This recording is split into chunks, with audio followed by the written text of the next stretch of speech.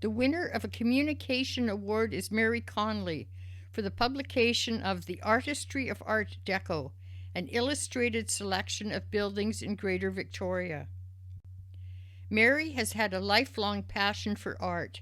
She trained at the Honolulu Academy of Art, the Vancouver School of Art, and Bank Street School in Victoria.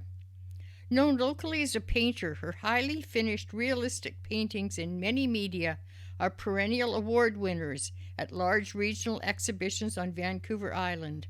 However, her interests encompass a wide range of media: sculpture, bookmaking, calligraphy, and computer graphics.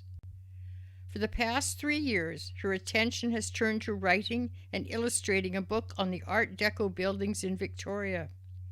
The book and the associated lectures have brought the heritage and importance of Art Deco and Art Moderne to the fore.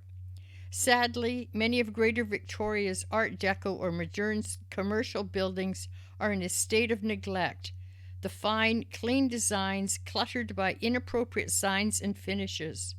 Dr. Conley has refreshed our memories of how the buildings were intended to and once did appear. Residents of Art Deco modern houses report groups of interested people with books in hand making tours of the buildings. The book includes neighborhood maps with the houses marked, encouraging heritage exploration. This experience and exposure to heritage knowledge can only enhance the community's desire and ability to do more to preserve this wonderful art form.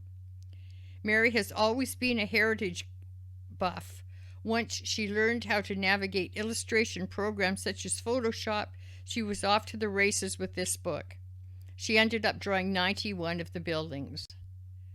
The book took her 2 years to complete and depicts her illustrations of the 91 buildings, and also has a sidebar that lists the characteristics of the style of each building, along with the name of the architect or designer and stories about the building. Mary says her drawings are extremely accurate.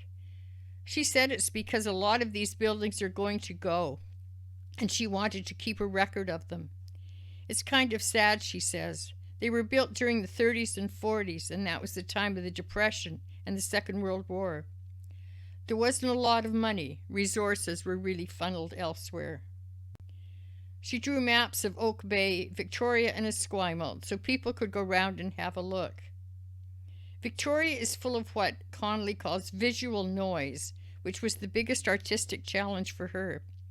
Some things that are present in real life had to be eliminated in the interest of clarity.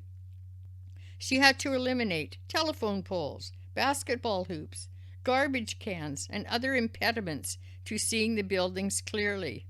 She manipulated photos so they would appear to be standing upright on the page using vanishing points so she could get the visual perspective correct.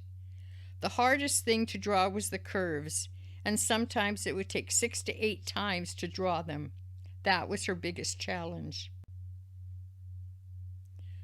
This book is a visual record of buildings that are now vanishing, and is a deserving winner of a communication award.